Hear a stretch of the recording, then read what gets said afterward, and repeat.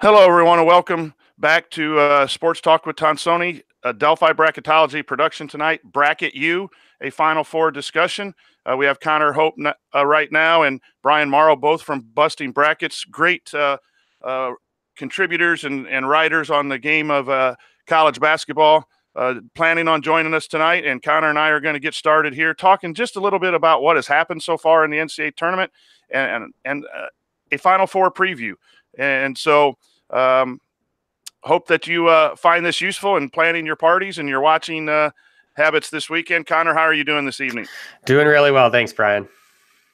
So Connor, so far the NCAA tournament was a lot of chalk early. A lot of people always like to see Cinderellas and upsets, but when it got down to the Sweet 16 last weekend, there were some quality basketball games between some good programs, some overtime games, some real close battles, and an interesting Final Four. What are your thoughts after a solid weekend of tournament basketball? Yeah, I think that this tournament kind of proved what a lot of people were saying pretty much all season, was that there was this group of 10 to 12 teams that were just a step above everyone else. And there was a lot of parity among those 10 to 12, but not necessarily any new teams that were really pushing it. And if you look at the teams that were in the Elite Eight specifically, you've got a lot of those teams in the top 10 to 12. The only real outlier being Auburn, who was projected to be in the top 10 preseason and has been hot and cold all year, depending on their shooting. And they're just playing their best basketball of the season. But there were no real surprises in this tournament. And I mean, the Final Four are the four best teams playing right now. I mean, Duke struggled for quite a bit of the tournament. Gonzaga had two pretty bad offensive duds, one in the Elite Eight, one in the WCC championship game. Kentucky had PJ Washington, but he was inconsistent at the line, and they couldn't stop Auburn's offense. And Virginia is just playing Virginia basketball, and it's playing Virginia basketball at its best. So, yeah, I think that the amount of parity in that top 10 to 12 really set up what was probably the best Elite Eight that we've seen in over a decade. You're out west and follow Gonzaga. What was the reasoning for a couple of those duds games in the conference tournament and then in the Elite Eight? Hello, gentlemen. In your opinion. And Bryan Mauro just joining us. Connor is with us. We've already started the show here, Bryan, and I just asked Connor a little bit about Gonzaga's woes late in the season, his thoughts on why Gonzaga may have slipped up here late. I think in their game against St. Mary's, it had a lot to do with they just couldn't hit shots. Every team is going to have a player or two that just can't seem to get on when they're needed. Gonzaga had 6 of their top 7 players not hitting open shots. And it wasn't like, yes, St. Mary's slowed the game down, but Gonzaga was missing open shots. In their game against Texas Tech, however, it was the first time and the only time all season where Gonzaga's offense looked lost. It wasn't that they weren't making open shots. They were passing up open shots because almost as if because they weren't expecting to get them. And they kept trying to do the same things over and over again because that's what Texas Tech was kind of making them do. Texas Tech controlled that side of the floor, and Gonzaga just really couldn't figure out how to get by it. I was actually going to say that myself. Well, let me introduce you. Let me introduce you first. Bryan Mauro, our buddy who's been on the show several times, has joined us now. And we've been talking about the Sweet 16 and the Elite Eight and your personal thoughts about the games over the weekend. So you can add in on Gonzaga or go whatever direction you want on what I thought were some real solid games Thursday through Sunday. I agree. I'm just telling you, sorry I was late.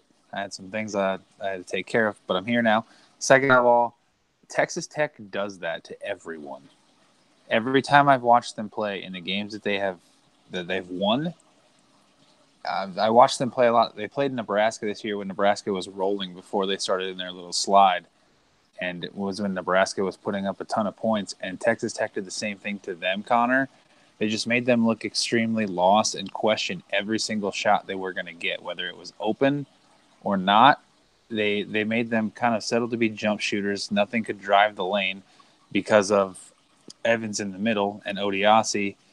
So I noticed the same thing with Gonzaga and really every team they've played in the tournament.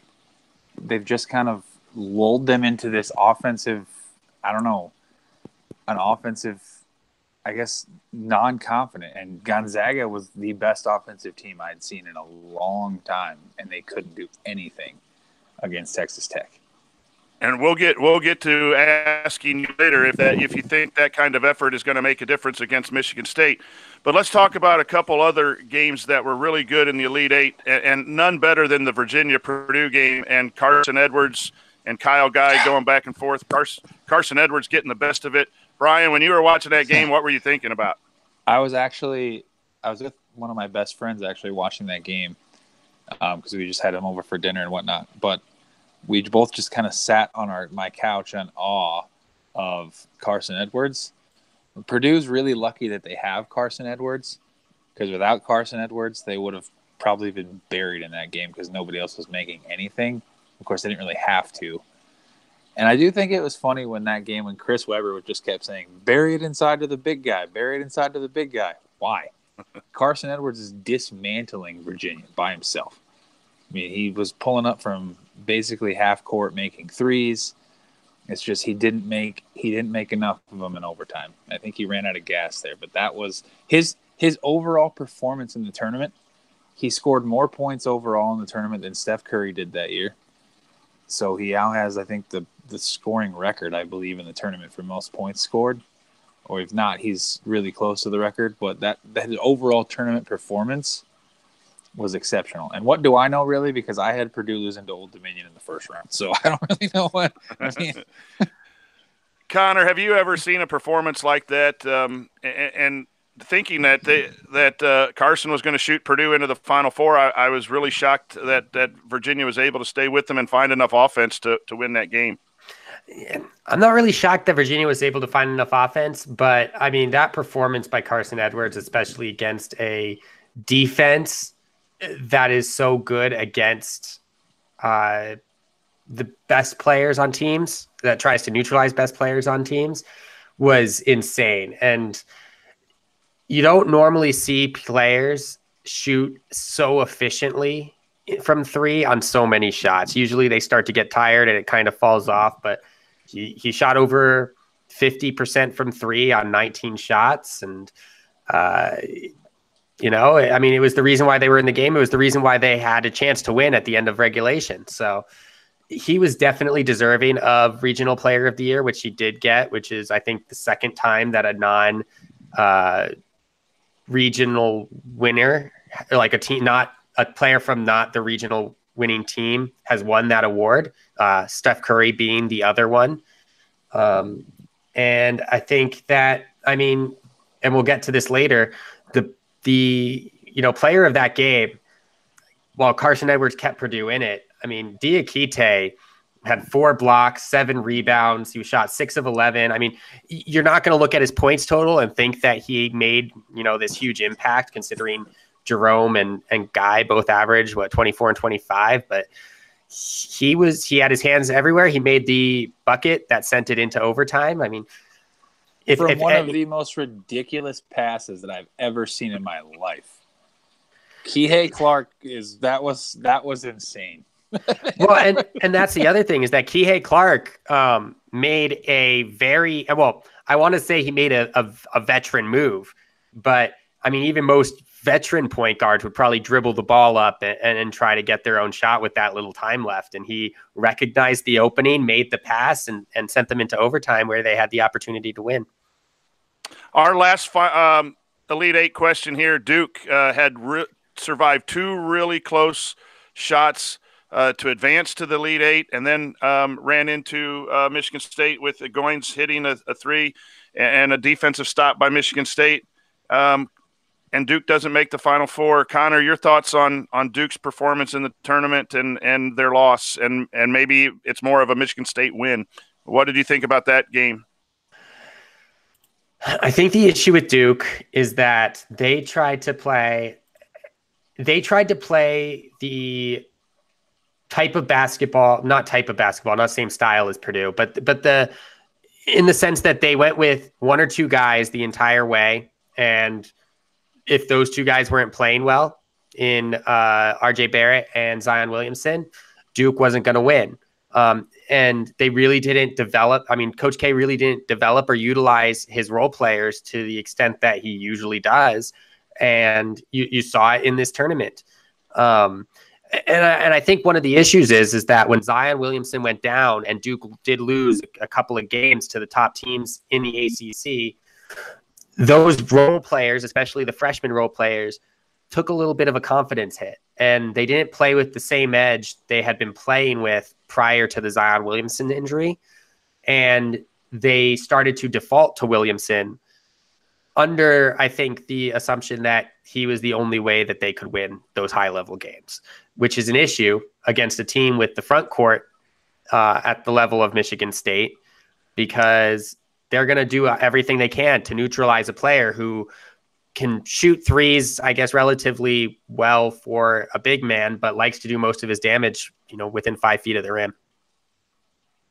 Brian, your thoughts on Duke's performance in the tournament?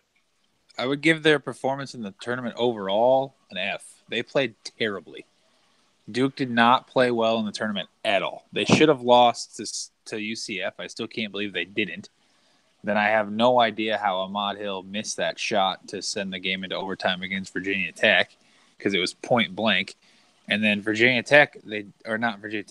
State, they had a chance early on in that game on a 13-0 run when they were up by 9 to put Michigan State away and kind of cruise to victory, and they couldn't do it. They didn't play well. As Connor said, they kept, for some reason, in the Michigan State game, just feeding the ball to Zion, and he was nowhere near scoring points in that game. So instead of giving the ball to their shooters, they don't have many, but instead of letting Barrett do work or Cam Reddish do what he does, they just kept feeding the ball to Zion. And RJ Barrett overall didn't play very well, I don't think, in the entire tournament at all. I mean, I can understand giving the ball to Zion. I mean, look, Zion had 24 points. He shot over 50% from the floor. He shot 33% from three. He's not a great free throw shooter. So obviously, if you foul him, he's not going to be the best person to put on the line. Had 14 rebounds. But as a whole, the only other player besides RJ Barrett and Zion Williamson who I felt like developed the way a player usually develops within Coach K's system was Delorier over the course of the season. Trey Jones didn't really get better over the course of the season. Cam Reddish didn't really get better over the course of the season. Goldwire had a little bit more of an impact towards the end, but really didn't get much better. Alex O'Connell, I thought, was going to be a pretty big impact player this season, really wasn't. It came down to, if RJ Barrett and Zion Williamson beat you, they beat you. If they didn't, they didn't. And that's a really dangerous way to play basketball. Which most nights they did. But then you needed guys, and Connor, to piggyback off that, sorry, Brian, you needed guys like Jack White, who was literally at Duke for one thing, and that was shooting, and he didn't make a three for what? It wasn't like a month and a half or something like that, 0 for 30 before he finally made one in the regular season. And then O'Connell, as you said, didn't really provide much. And then they had Joey Baker, who they played when Zion went down and looked okay. And I think he could have helped them in the tournament. They just didn't let him play. I don't know. So Coach K kind of overcoached, I thought, a little bit. That leads me to the next question, and I'm going to give you kind of my impression, and then you guys can tear it apart if you want or agree. One and dones are good for the college game because we see players like Zion and Barrett and other players in the college game when they wouldn't normally be in the game. But when it comes down to winning 6 games in a row against quality competition in an NCAA tournament, I question whether consistently, year after year, the best approach is to put either one player with a bunch of inexperienced players like in Indiana with Romeo Langford, or the second thing would be 3 or 4 one-and-dones. And the talent really elevates Dukes and Kentucky to the battles. But I think in 3 or 4 games overall, I think you're finding experience is more valuable to winning in the tournament on a regular basis than it is a collection of talent.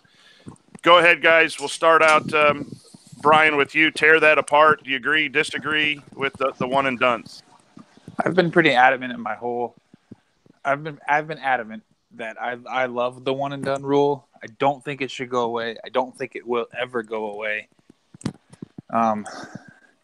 Because here's my sting: Duke and Kentucky and Syracuse and those schools that get the one and dones, Arizona, they know what they're getting into. They're building their team for that reason. Cal and Duke, or Calipari and Kentucky and Coach K and Duke, they know that they have to go get players every single year. They build their team for that. They prepare for that. And usually those are blue blood programs. Now, if you have the argument of those teams don't normally win a national title, I'll listen to that argument. I think it's just a weird coincidence that it hasn't happened yet. I do think that it can happen, but I'll listen to that argument. And by no means are good for the game. By no means is a Elite Eight a bad year for a program. Right. But I'm saying Kentucky and Duke, they consider it a bad year because they want to win the title. Right. Connor, your thoughts on the collection of talent versus the experience type of thing when it comes to tournament play? I think it has less to do with the one and dones on the roster and more to do with the lack of experience on the roster.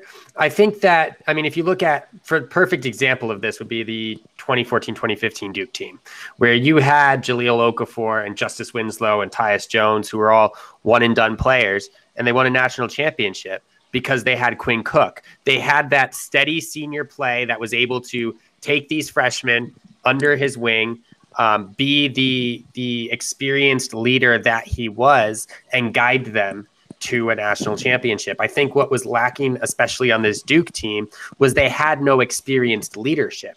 And so you're leaning on an 18-year-old Zion Williamson to be a leader when he's more of a quiet guy. He's humble, he's quiet, he just goes out and does his thing. I think that the reason why these teams are in the Final Four is not because they don't have one and dones. It's not because they don't have, the most talented freshmen. That's not it at all. The reason why they're there is because of Cassius Winston. The reason why they're there is because of Kyle Guy and Ty Jerome. The reason why they're there is because of, Jarrett Culver. It's because they have these talented players who are experienced and able to lead these teams and not lose composure when the games get tough. And I agree with what both of you have said. I get a little frustrated with my school because the one and dones have come in and both years haven't made the tournament. But I do think I'd rather have talent in NCAA than not have it in. But I do think experience combined with superior freshman talent is probably the way to get best team results in the long run. So you're listening to Sports Talk with Tonsoni, a Delphi Bracketology production of Bracket U, a Final Four preview with Connor Hope and Bryan Mauro and myself, Brian Tonsoni. We got a couple more topics to cover before we end the show. And this one, fellas, we'll start with you, Connor. What was the best coaching move so far in the NCAA tournament that you witnessed, either in the first couple of rounds or the Sweet 16 Elite Eight round? Oh, geez. Best coaching move.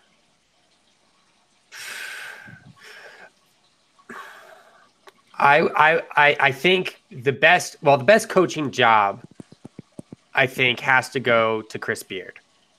I think the fact that he was able to neutralize the best offense in the country and make those adjustments when they were down by 2 at the half to really come out and just play consistent was the best coaching job. Other than that, I think the best coaching move was to, Matt Painter just letting Carson Edwards do his thing. I think that he decided not to overcoach that team. And had he started saying, let's play more team basketball, as it were, I don't know if they would have made it as far. Brian, to you, best coaching job or move or both that you've seen in the tournament so far? So I will say the one of the best coached games I've seen so far this year in the tournament was the game Auburn against North Carolina. The game plan that Bruce Pearl wrote up to absolutely destroy North Carolina was something I didn't think he had that in him. That was a perfect game plan. They played really lockdown defense, and they took every open shot. Now, you have to make them, obviously, when you take them, so it always doesn't look like it's great when they made them. So it looked like it was great. Chris Beard, again, to piggyback off what Connor said, I think Chris Beard is one of the most underrated coaches in the country. I think he put him up there in the top 5 with Tony Bennett. You can put him up there with Roy, with Coach K. Beard, man, what he did this year at Texas Tech is something. Him and Matt Painter should tie for coach of the year, because Painter didn't have anything there, but as Connor said, he let them play. He let Klein and Carson Edwards, who are bad shot makers, just take a bunch of bad shots and make a ton of them this year. And you go ahead. We get the chance here because we're local by Purdue, and they've been gracious enough to give us media credentials for our high school kids and faculty and cover Purdue. And here's what Matt Painter does. When something works, he sticks with it. Mm-hmm. And I think that's great coaching, and it seems so simple, guys, but he'll run the same play. He ran it back with Hummel and Juwan Johnson, the side pick and roll. He'll run it 6 or 7 times in a row until someone guards it in a way that they'll move to the next feature. He slips screens with Harms at key times. And when the player's hot, he'll run action for Klein when Klein's hot, and he'll run it for Edwards. And I just think that's where I was going to go with the best coaching job. And both of the decisions that Matt Painter made ended up not working out, but I think he stuck to his philosophy. I asked him a question in December about fouling up 3. He said, I'm leaning towards doing it, but there are some concerns, and one of them is getting the rebound. But 2 or 3 things have to happen in order for it to be not work out. Well, unfortunately for him, it didn't work out. And then the play he diagrammed down 3 and was really kind of interesting, where he got the ball to Edwards real quick, and Edwards was going to get it out of his hands before he got fouled. And the catch for Klein was at the 3-point line. So if they were going to intentionally foul, Klein could have gotten into the shooting motion, which is something he said to me and my question in the interview room in December. And so sometimes great coaching moves don't work out. But my goal would be Matt Painter. So we got about 10, 15 minutes left, fellas. I appreciate your time. It's a Wednesday evening. Let's go to the Final Four and your analysis of both games. The first game will be Virginia versus Auburn. Connor, who do you see winning, and what are the key issues to watch as fans in that game, in your opinion? The biggest thing to watch in this game is tempo. Whoever controls the tempo is going to win this game. And I think whoever controls the tempo is going to win this game by multiple possessions. If Auburn can keep the tempo fast, can speed Virginia up, which is not easy to do, can create turnovers against one of the most efficient offenses in the country, and can get those open shots on the perimeter, I think Auburn will win by 5 or 6. But on the flip side, if Virginia can slow Auburn down and make them play that true half court, make them work for those shots, don't turn the ball over, play smart. I mean, Virginia is they were 5th this year in 3-point percentage made. So they can hit threes at a higher rate than Auburn can hit threes. They just they know they don't have to, and they slow the game down, and they can play inside. They can play outside. They play a really solid game on both ends. I like Virginia to win this game. I think that they control the tempo. I think that their defense is just going to be a little bit too much for Auburn to get those open shots that they were getting against UNC and Kentucky at times. And I think that the Cavaliers are going to move on to the national championship game. Brian, Virginia, Auburn. Well, let's just so Auburn, they're hot, man. I mean, I didn't expect them to win the SEC tournament. I definitely did not expect them to get this far. And the teams that they've beat and to get this to this point, boat raced Kansas, crushed North Carolina, and they beat Kentucky. So they've now beat Kentucky, well, at least twice this year. They just beat them in the SEC tournament, so they beat Kentucky twice in the last 3 weeks. They are a really good shooting team, and they're playing really well right now behind Jared Harper and Bryce Brown. Without OKK in this game, though, it's going to be a challenge because Diakite and DeAndre Hunter are going to be able to get inside for Virginia. They're going to probably, as Connor said, they're going to be able to slow the pace down. Virginia doesn't care. Like, the thing with Virginia that is so appealing to me and why people think it's boring basketball, which it's not, but the people that think that, because they don't change doing what they do ever. I mean, they could play a team like Duke who gets up and down the floor, and they got beat twice badly, but then they play North Carolina who likes to get up and down the floor, and they beat them twice. So it's just one of them things, man. If they're making shots, which, as Connor said, they're more efficient shooting threes than Auburn is, but they don't take as many. But Kyle Guy hasn't played very well. But if they can get to the rim, which they can, play their defense, which they're going to, survive maybe Brown or Harper going off for 30, which is possible, they should be able to win. I don't know if it's as wide of a margin as Connor says. I think it might be a little bit closer than that, but I still think Virginia can win. But with what Auburn's done so far in the tournament, them winning wouldn't surprise me at all. You know, you bring up a good point with both of these games. It wouldn't surprise me if either team in either semifinal wins. I think you can make the case for each one. Here's the case. Virginia's pack line defense really limited Purdue in the paint in the first half, and despite the hot shooting, they were in a ball game because they had really solid two-point field goal defense. You saw Purdue emphasize trying to get the ball inside. They posted up the point guard, and they went inside to Travion Williams because they knew they probably couldn't sustain the three-point shooting. And even when it stayed hot, I think that's an important – and I think the rebounding factor is really big with the bigs of Virginia versus a smaller because of the injury to Okeke. And Auburn's done a good job of gang rebounding. But Auburn's going to have to turn Virginia over and get up and down. But like you said, boy, they have beaten quality teams. Yeah. And it wouldn't surprise you to beat another one. So and Virginia we'll go to you. Virginia doesn't turn the ball over, and they don't foul. So two things that you need to have happen to beat them, and they don't turn the ball over, and they don't foul. Ty Jerome and Kihei Clark never turn the ball over. And the reason I'm leaning towards Virginia because Auburn only shot 30% against Kentucky, but they used their quickness in the matchup. When they went small, they were able to beat Kentucky's bigs into the lane for easy baskets. I don't know that they get those kind of easy twos, so they're really going to have to be hot in order. So I see Virginia. So let's go to Michigan State and Texas Tech. Brian, we'll start with you. Who do you see winning, and what are the key aspects for fans to watch in that second semifinal?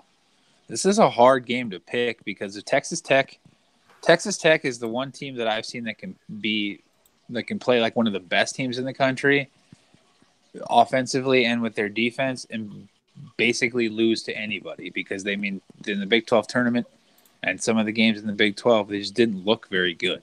But the way they're playing now, it's going to be I think this game is going to be one of those really low scoring, like grinded out games because I don't know if Texas Tech has the offensive weapons outside of Culver to score enough points to light up the scoreboard against Michigan State. And I don't know if Michigan State, especially with the way Texas Tech's defense is going, is going to be able to get into an offensive rhythm because Gonzaga was the one team that always was in an offensive rhythm, and they completely confused them. And Buffalo, who was another team who scored a ton of points, couldn't figure out how to put the ball in the basket against Texas Tech either. Connor, your thoughts on the second semifinal? I think what it comes down to, I think it's going to be closer than the other game. I think this game, I agree with Brian, I think it's going to be a slow, grinded out game. I think that Texas Tech does have the weapons as long as they're hitting. Texas Tech, really, their offense does run through Culver, but they have other players who can also go off. I mean, Matt Mooney in that game against Gonzaga was flying through the defense and taking some weird shots and making them. I think that the two components of this game I'm going to look for is Cassius Winston likes to blow by his on-ball defender a lot to get to the middle, and Texas Tech invites that a little bit. They want you to think that you have this sense of security blowing by the defender, and all of a sudden you're stuck on the baseline with three guys in your face. So Cassius Winston, who is a senior and has stepped up in pretty much every big moment that he could for Michigan State this year, needs to once again step up. And the other The other matchup I think is on the interior. I think that Tariq Owens and Odiasi against Ward and Tillman and Goins of Michigan State.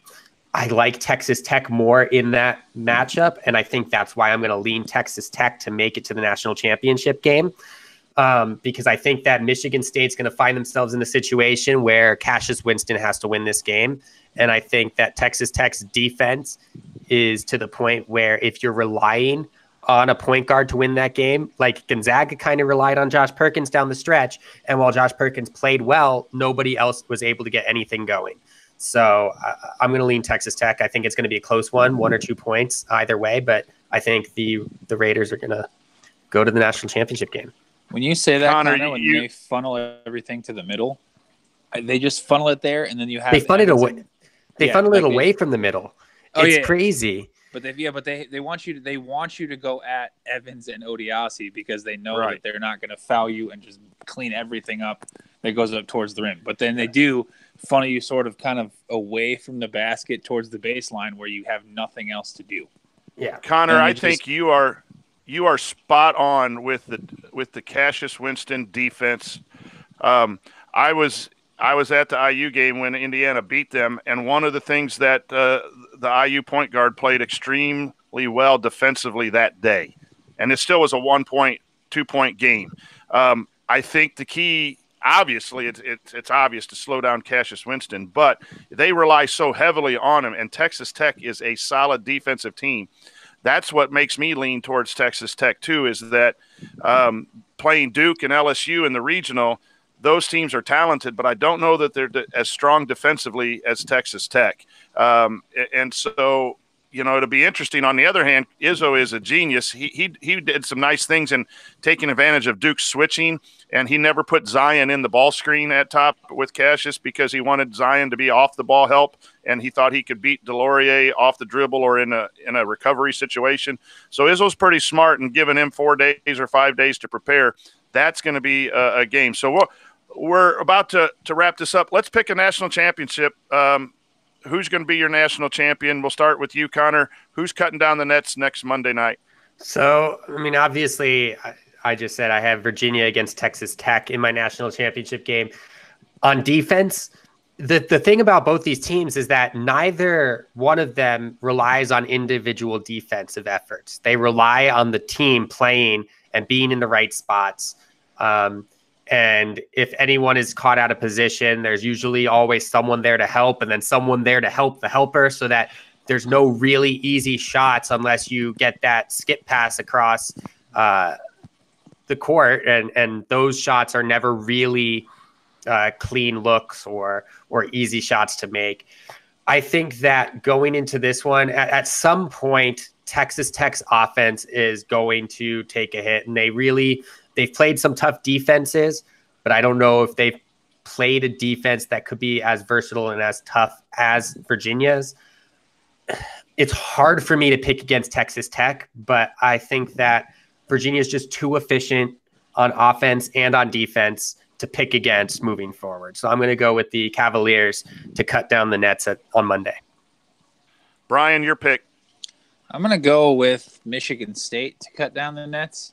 I don't know why, but I feel this Izzo team is special because of Cassius, because of, like you said, the senior leadership, the camaraderie that this team seems to have. And I know it's going to be tough for them to beat Texas Tech, but they've had a bunch of guys step up. They've had Gabe Brown step up in a game. Aaron Henry stepped up in a game. Tillman's been stepping up. Kenny Goins is stepping up. Tillman made a 3 against Duke to kind of extend that lead. The guy made 3 all year, and then he makes one of the biggest moments of the year. So just gotten contributions from everybody, and if that continues to happen, plus this is going to be the best team that Texas Tech has faced this year, the way they're both playing.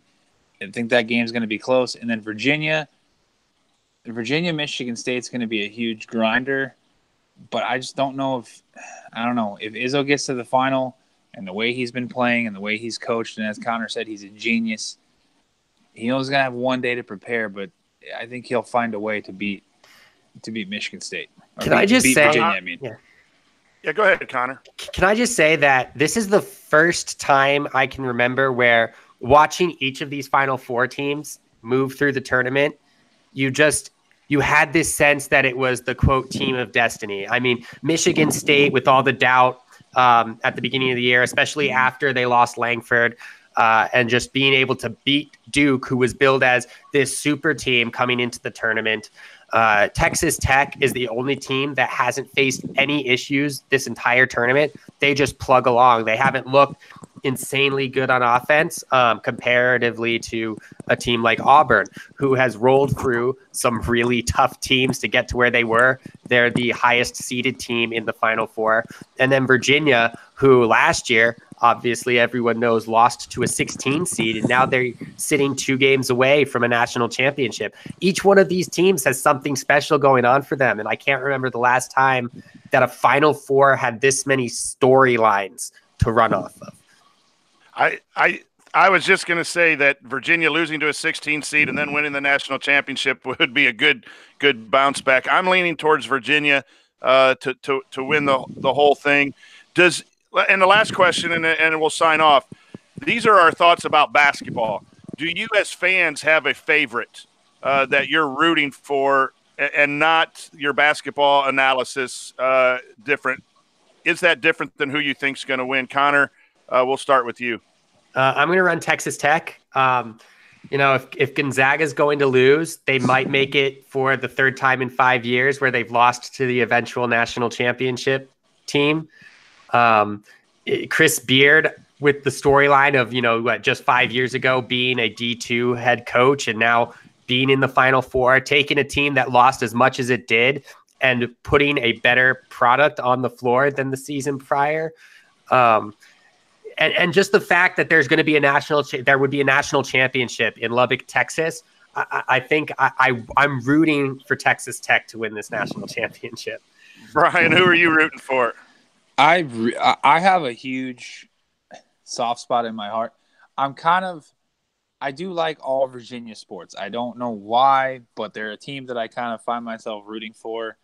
I mean, I'm living in Nebraska. I've always rooted for their baseball team when they get to Omaha. So it's just one of those teams I usually root for. Tony Bennett is a stand-up, classy dude who took all of that stuff and all of the ribbing last year in stride. He's taken everything in stride. He's accepted the criticism that came with getting beat by a 16 seed. I mean, and the guy, even if people have said he can't win in the tournament because of your style you play, he's not deviating from that. He's not changing it. Virginia has a lot of likable guys, and Kyle Guy, Ty Jerome, Kihei Clark, Diakite. I do like Virginia a lot. I'm kind of rooting for them to win it just because I want to see them come back from that actual devastation from last year that was hard to watch. I really am like DeAndre Hunter. And I guess for my sort of conference affiliation, I'll go with Michigan State, even though I'm not a giant fan of Michigan State. But as you know, Brian, I do a lot of this for my dad, who, there's a soft spot in my heart. My dad was he was a Michigan State guy. He was obviously a huge Nebraska fan. He was a Duke fan, but he also, he did enjoy watching Michigan State play because of Tom Izzo, and he grew up in the Magic Johnson era. So he saw the best of Michigan State. So if either of those two teams win it, I'll be okay. I'm going to be. Go ahead, Connor. My dream scenario, and I tweeted out about him randomly last summer, just because he's I call him one of my 5 favorite players in college basketball. And it's kind of sad that he beat my favorite team. But my dream scenario would be Texas Tech winning the national championship and Tariq Owens taking home the Final Four most outstanding player, averaging 4 blocks a game and 12 points or whatever he's going to average. That's good stuff. I'm rooting for Michigan State. I'm a big Izzo fan, and a Big Ten fan. I would not be disappointed if Texas Tech beats Michigan State. I'll probably be rooting for Texas Tech on Monday. I love Tony Bennett and what he stands for. So any of those 3, bring it home. I actually like the way Bruce Pearl coaches. Some of the antics and the show cause thing lead me to think a little bit differently towards him. But That's why I'm going to enjoy this Final Four. I think I like defense, and several of these teams play outstanding defense. Good senior leadership. I think play outstanding defense. And I think that's going to be fun to watch. And gentlemen, I appreciate talking to you. We've done some preseason stuff. Bryan, we'll do some baseball stuff again. I know you like to do these podcasts. I'll get back with you here in a month after baseball gets going and we start figuring out what's working and not working in the major leagues. It depends upon what the Red Sox record is at that point in time, because I might be over baseball. And Connor, you shared you're going to do some backpacking and some outdoor stuff now that our favorite sport is off for a while. And I appreciate your guys' work with me and what you do towards college sports. It's a lot of fun. And I thank you for being on this show, and enjoy the game Saturday. Yeah, have a good one, guys. Thank you. Okay, so this will do it for Sports Talk with Tonsoni. I'm Brian Tonsoni. For Connor Hope and Bryan Mauro, we say thank you and happy hoops watching. So long. All right, Connor, I have to ask you one.